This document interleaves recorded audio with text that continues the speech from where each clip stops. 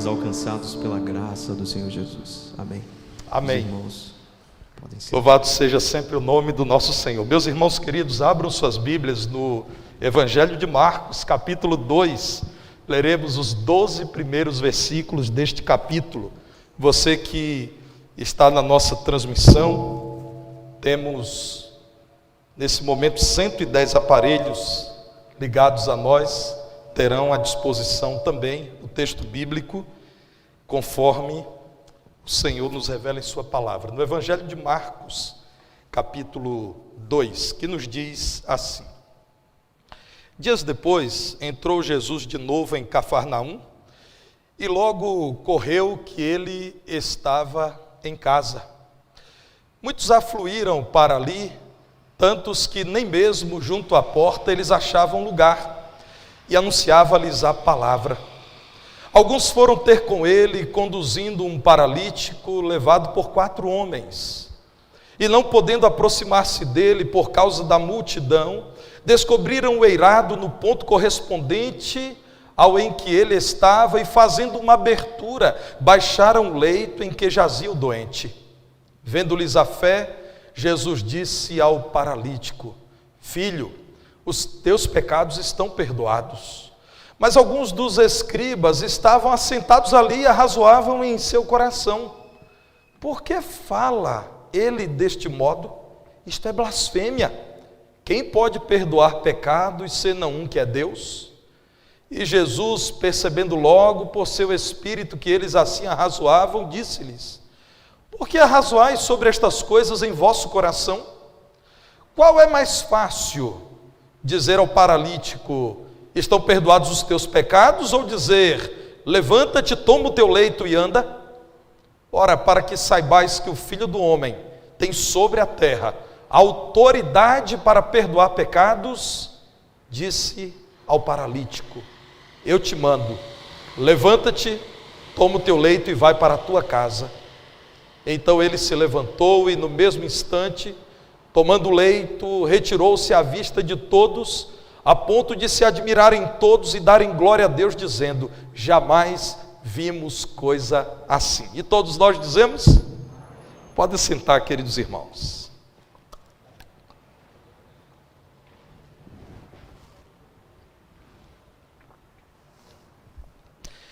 Chama a atenção nesse texto a disposição de alguns homens de levarem um paralítico a Jesus, a despeito das dificuldades que separavam aquele homem de Jesus. Chama a atenção também de Jesus. Em sua palavra está registrado esse evento, que você pode encontrar também nos evangelhos de Mateus e de Lucas. Como é importante, irmãos, vermos que o cenário aqui, que recebe destaque da palavra de Deus, é de fé, absolutamente fé, confiança no Senhor Jesus Cristo.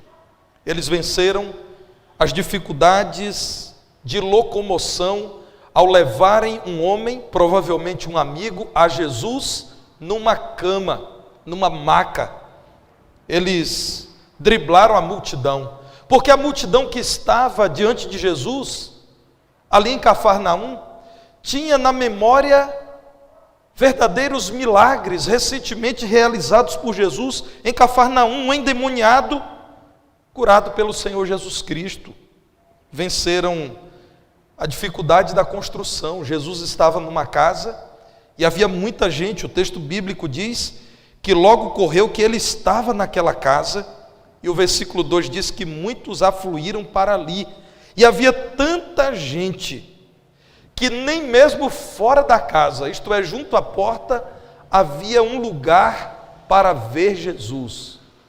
As pessoas que, ao ouvirem falar de Jesus e saberem que ali estava a grande oportunidade de mudança da vida do amigo paralítico, tiveram que vencer a dificuldade colocada pela construção. Naqueles dias, irmãos, as construções na Palestina tinham uma escadinha na lateral que conduzia à laje, e ali colocava-se alimentos para secar, e aquela era uma área importante da casa, aproveitava-se o sol tão forte para secar roupas e várias atividades domésticas. Então, sobem por essa escada, vão ao telhado, escavam o telhado e baixam aquele homem no seu leito onde Jesus estava.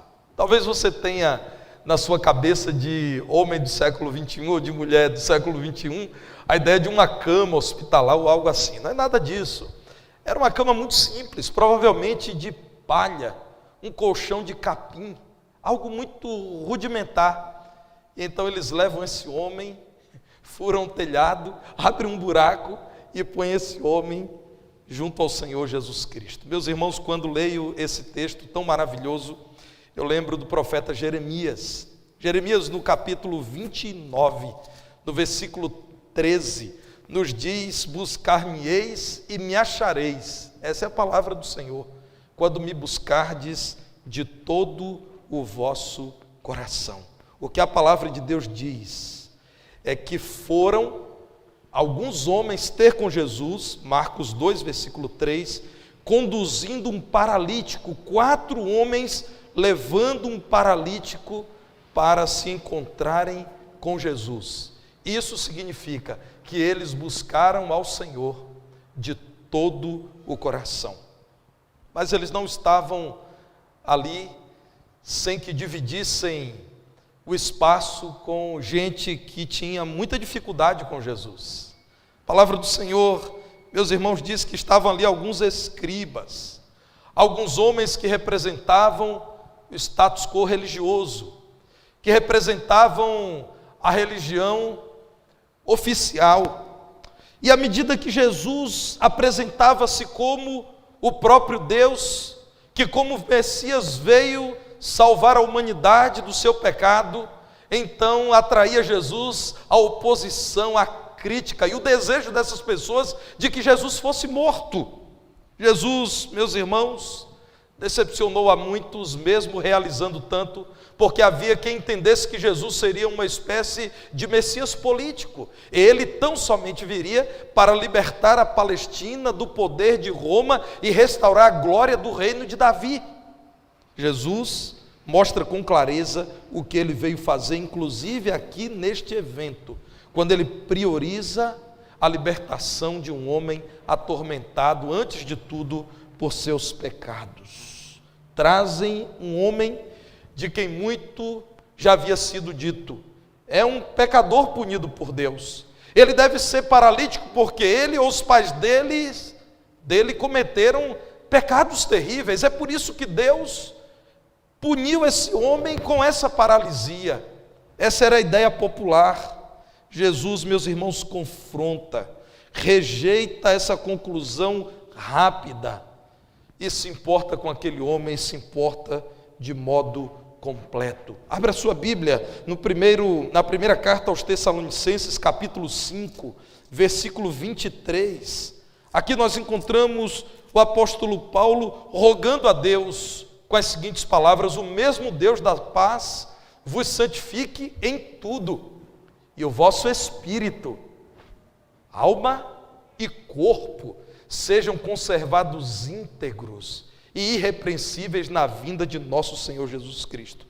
Jesus não via um paralítico à sua frente, ele via uma pessoa criada por Deus que precisava de saúde integral, saúde para o corpo, para a alma e para o espírito. Deus, diz o apóstolo Paulo, santifique vocês em tudo, isto é, no espírito, na alma e no corpo, e ao vir buscá-los, o Senhor Jesus encontre vocês glorificando-o em tudo, no corpo, na alma e no espírito. Meus irmãos, comentando esse texto, o pastor Exaltino Gomes diz que o ponto central do evento, mais que a cura, é a autoridade que Jesus se outorga para perdoar os pecados.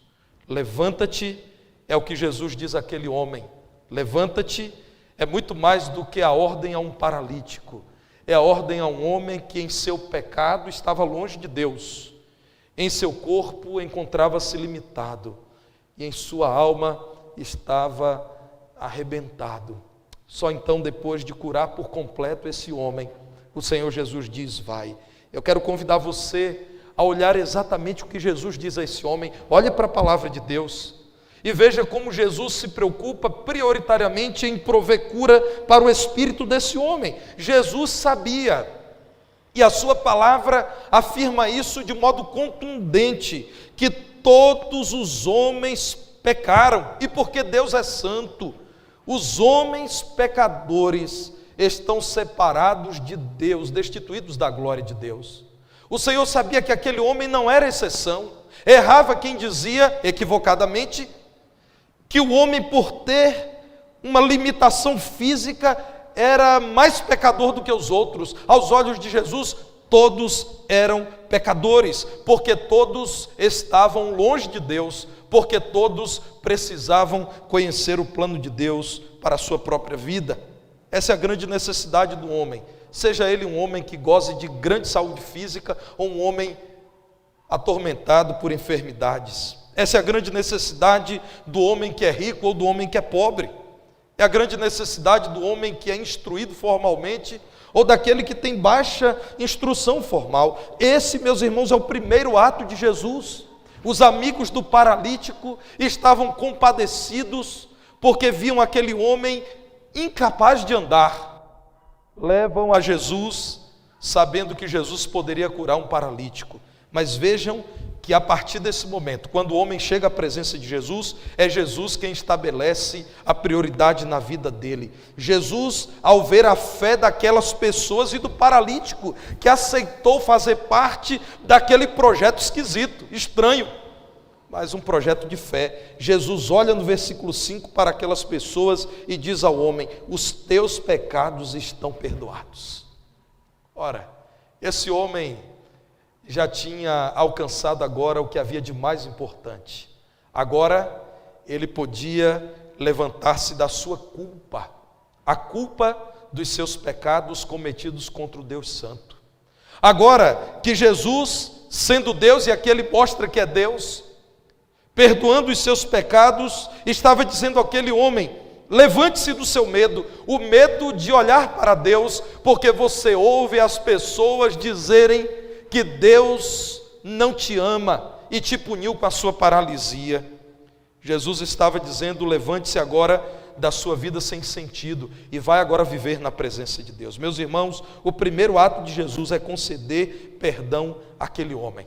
Olhe para a Bíblia, é isso que Jesus está dizendo.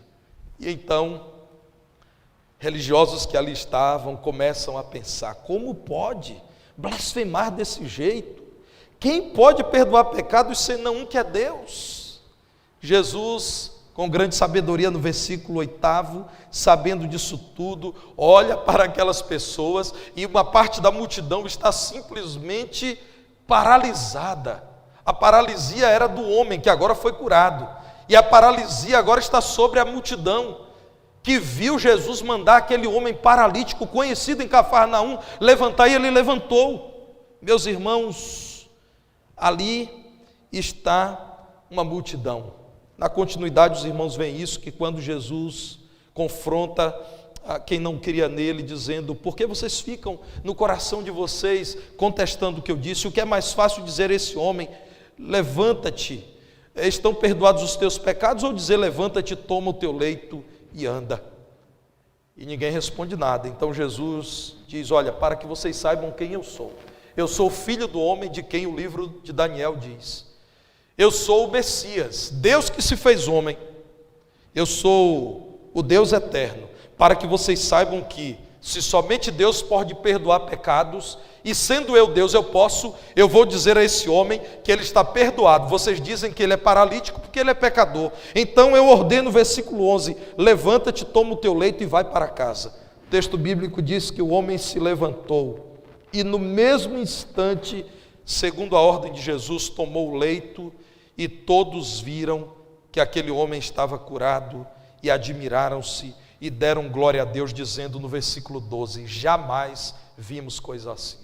Jesus curou o homem da paralisia, mas notem, irmãos, que Jesus estabelece como prioridade curar o espírito daquele homem.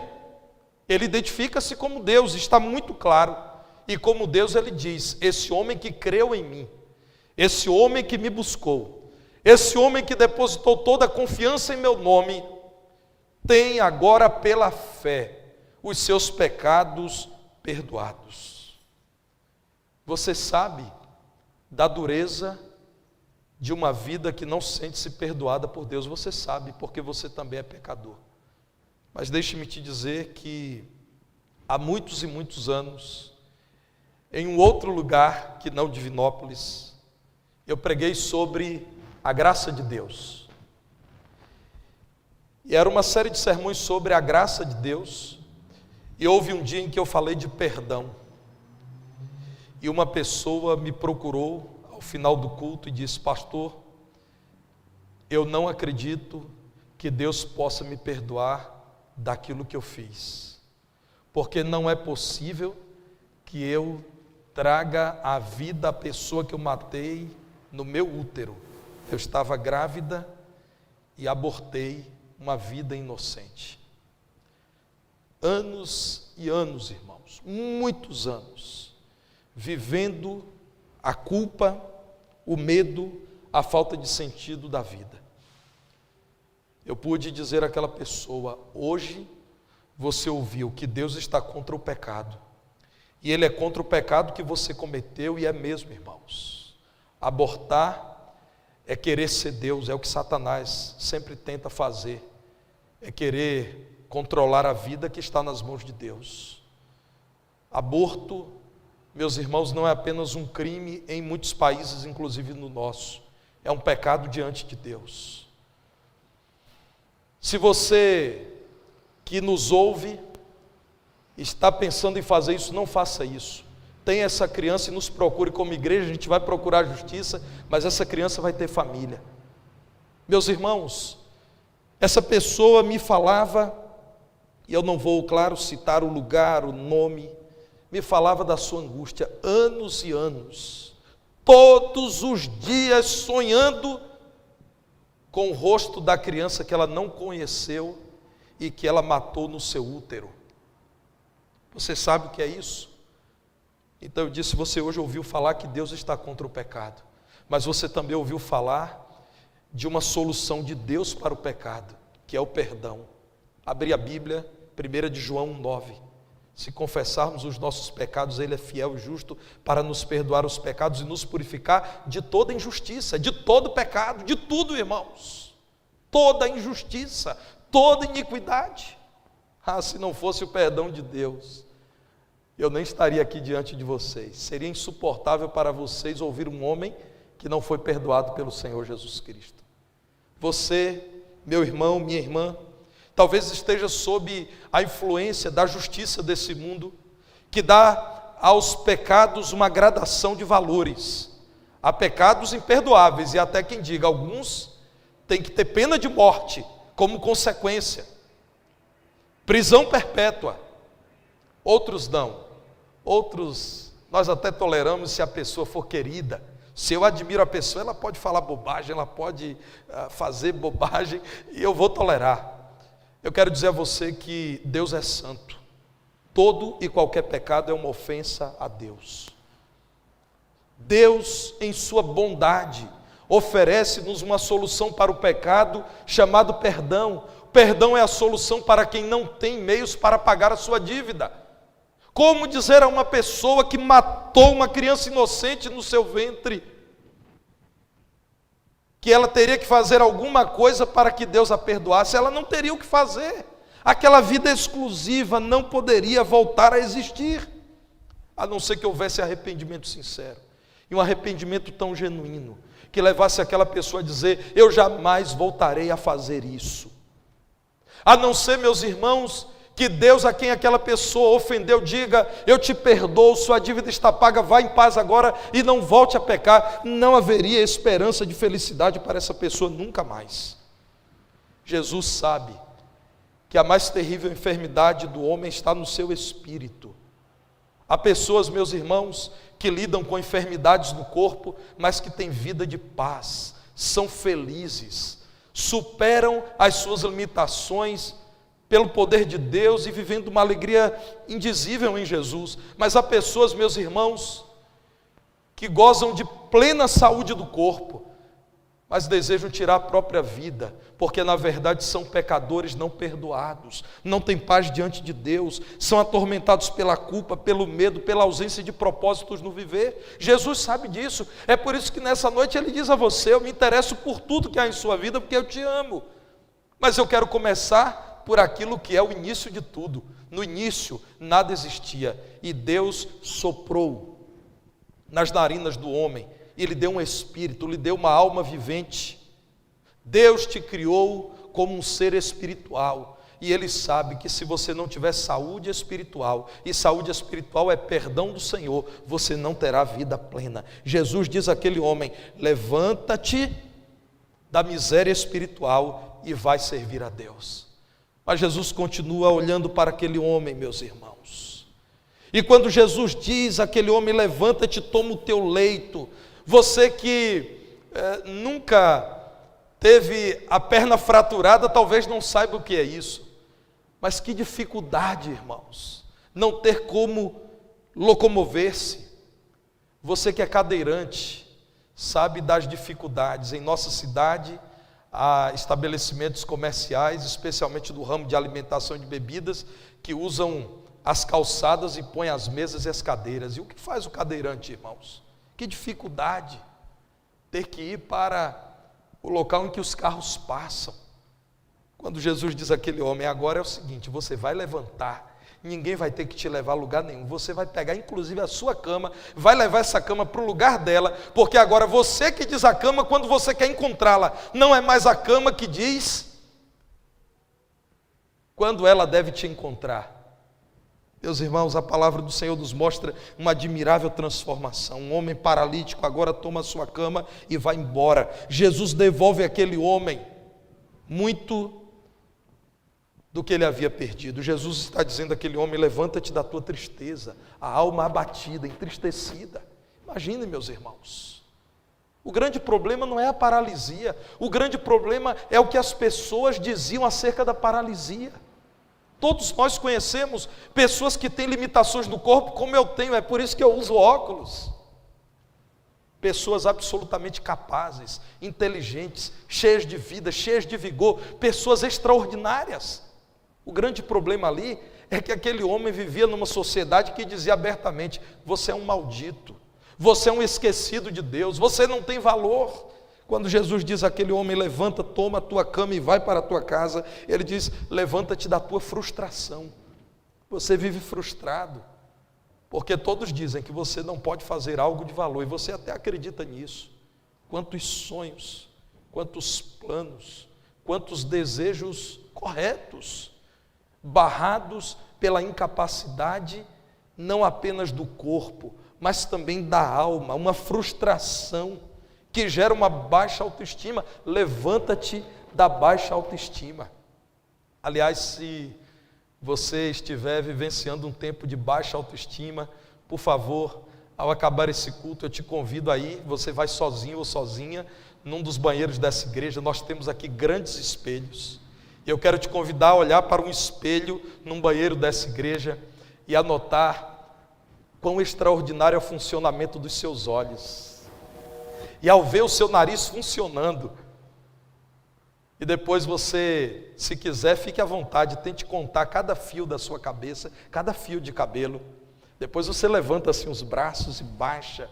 Se você quiser, você está no banheiro mesmo, não tem câmeras lá, você pode até dar umas rodadinhas ali e ver tudo que você é, tudo que Deus fez, tudo que Deus colocou em suas mãos, para que você saiba que não é pouco que Deus te deu.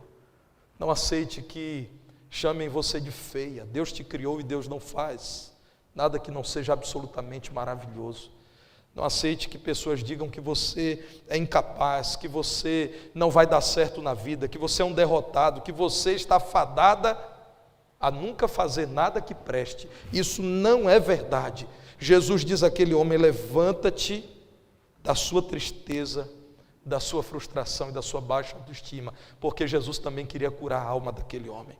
Meus irmãos, e claro, não menos importante, mas Jesus coloca em segundo plano, Jesus também naquele momento manda que aquele homem levante-se da sua enfermidade. Irmãos, não é correto dizer que todos os enfermos serão curados. Não é correto dizer isso. Nós não somos Deus.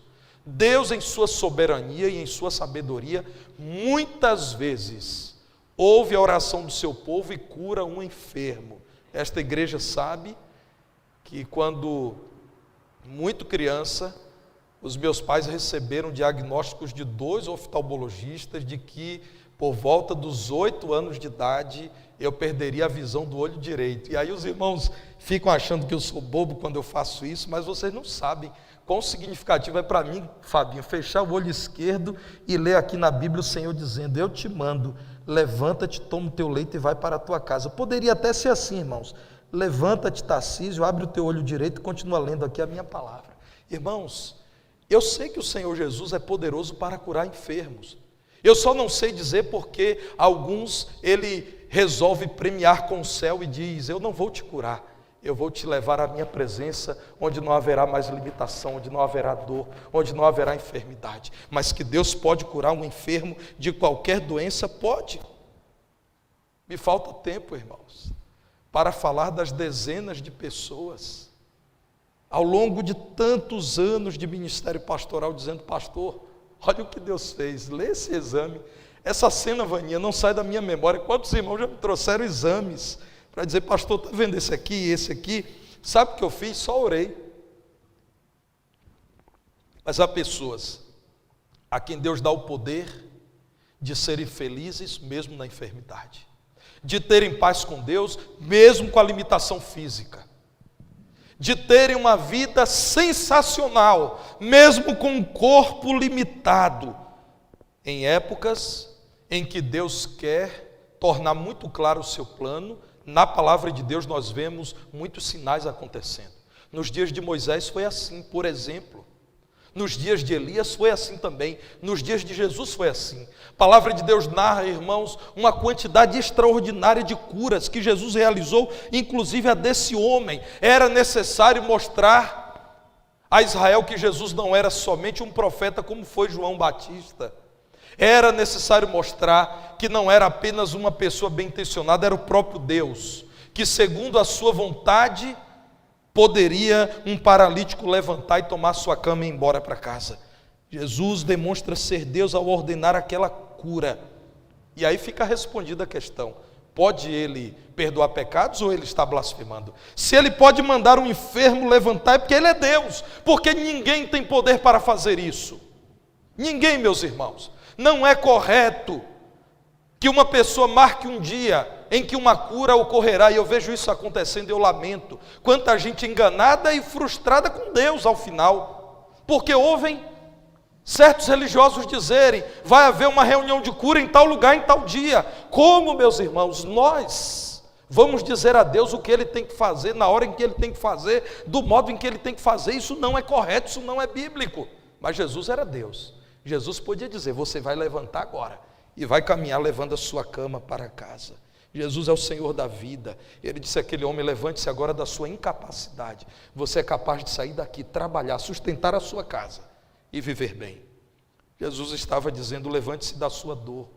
Jesus sabia das dores daquele homem, se compadeceu e mandou que ele levantasse da sua cama.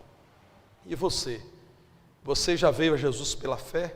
Talvez nessa noite você se encontre impedido pela multidão que diz a você: deixa isso para lá, deixa isso para depois.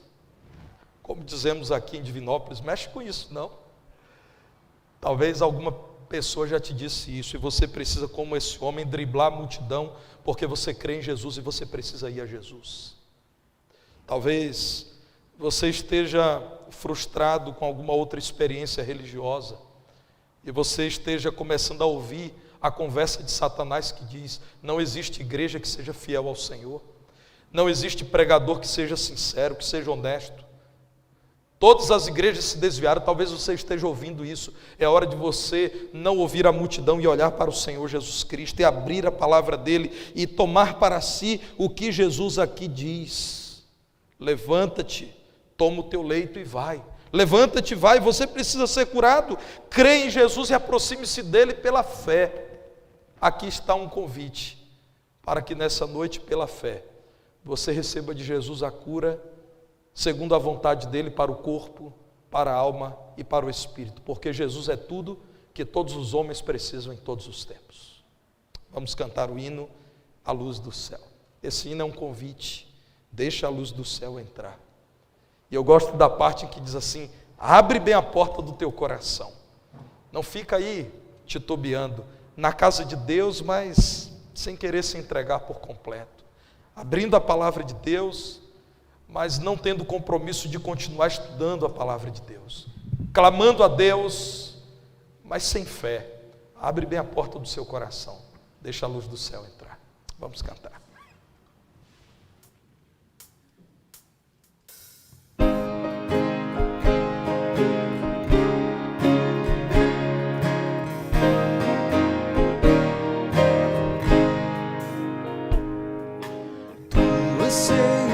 Hoje mesmo a salvação,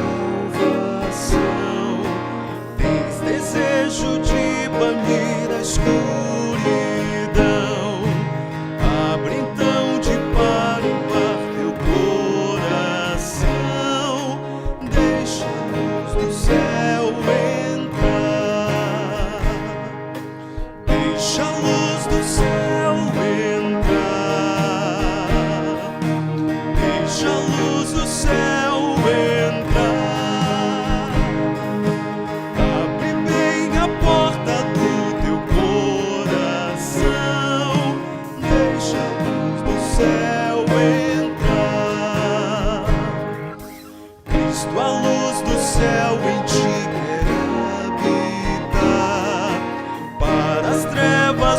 Pecado dissipar, teu caminho e coração iluminar, deixa a luz do céu entrar, deixa a luz do céu entrar, deixa a luz do céu entrar, abre bem a porta do teu coração, deixa a luz do céu entrar. Que alegria andar ao brilho dessa luz, vida eterna e paz no coração produz. Oh, aceita agora o Salvador Jesus, deixa a luz do céu entrar, deixa a luz do céu entrar, deixa a luz do céu entrar, abre bem a porta do teu coração, deixa a luz do céu entrar. Meus irmãos, eu quero convidar aqueles que desejam apresentar diante do Senhor alguma luta. É uma enfermidade, você quer orar ao Senhor, ore. Ore crendo que Deus pode curar, e pode mesmo. Mas ore crendo que Deus faz as coisas ao modo dele e no tempo dele. E Deus sempre tem melhores ideias do que as minhas e as suas ideias. Eu quero orar por você que está abatido, cansado, frustrado, para baixo mesmo, e quer receber do Senhor alegria. E a palavra de Deus nos fala da alegria da salvação. É quando um crente diz: não está bom aqui nesse mundo, mas eu sou um salvo por Cristo Jesus, para que haja alegria no seu interior. E eu quero orar por você que nessa noite creu em Jesus como seu Salvador, aquele que veio a esse mundo oferecer a própria vida dele em seu lugar, porque você sozinho não poderia resolver o grande problema da sua vida, que é o pecado. Jesus morreu entregando a vida dele como pagamento por aqueles que creem nele. E se você crê em Jesus como seu Salvador, você pode nessa hora também pedir ao Senhor que te cure, perdoando de todo o pecado e dando a você paz com Deus. Você deseja orar comigo? Fique em pé nessa hora. Nós vamos colocar a sua vida diante do Senhor, crendo que Jesus Cristo continua dizendo: levanta-te e vai. Levanta-te, sai daqui, vai em paz e não peques mais. Ó Deus, muito obrigado pelo ensino maravilhoso da Tua palavra. Muito obrigado, Senhor, porque pessoas como nós estão em Tua palavra. Um homem cansado, enfermo, afastado do Senhor, sem perspectiva de vida, pela fé se achega ao Senhor e tem a sua vida completamente transformada. Senhor, nós cremos que a Tua palavra é a verdade, cremos que o Senhor é poderoso. Portanto, Senhor, salva aqueles que, cheios de arrependimento e humildade, se entregam ao Senhor, crendo que o Senhor é o Salvador. Ó Deus, aqueles que estão cansados e sobrecarregados, alivie, Senhor, estas vidas.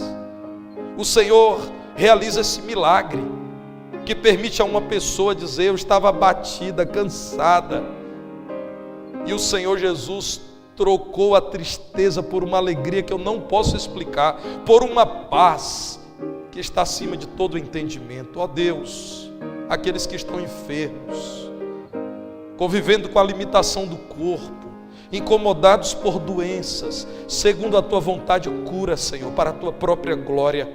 Permita, Senhor, que muitas pessoas que aqui estão, e essas mais de 135